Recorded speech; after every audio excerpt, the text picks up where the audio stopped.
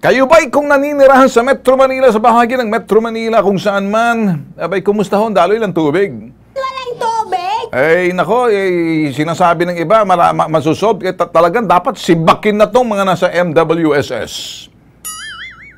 Ako ho, nagsasabi, 1 linggo na, at nangangako pa rin to mga potok sa buho na to. Potok sa buho, parang walang pinanggalingan. Para mga kabuti na basta nag-usbungan na lang. Kaya kayo na sa MWSS, hoy, matataas pala ang sweldo niyo. Dinisallowed pa ng COA yung mga ewan kung ano mga increases niyo dyan. Maayos nga kayo. Ngayon, sus Mariosep, ang meal allowance ninyo, pati mga meal allowance ninyo sa MWSS, ay, dinisallow. Magkano? Dinisallow ng Commission on Audit, meal allowance. Gusto niyo palang lumamon, 18 million. Pagkatapos, baka kaya siguro naubusan ng tubig dahil pinang-inom niyo, ewan. 18 million pesos for meal allowance. Wow! Ayusin niyo. Wow, ang bigat! Talaga. Alam nga ba magaan? Kaya mabigat din.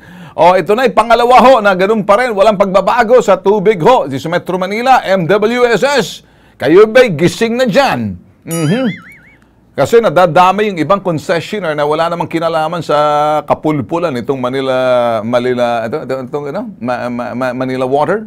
Water, Ayala Group. Doon naman sa Maynila, wala namang reklamo doon. Kaya lang naapektuhan dahil itong sa MWSS, mga sangkaterbang mga pulpul. Oy, para kayong si Trillanes, ha? Kaya para kayong ngawa kayo ng ngawa, ngangako kayo. Sige. Gugulong ang maulo ninyo.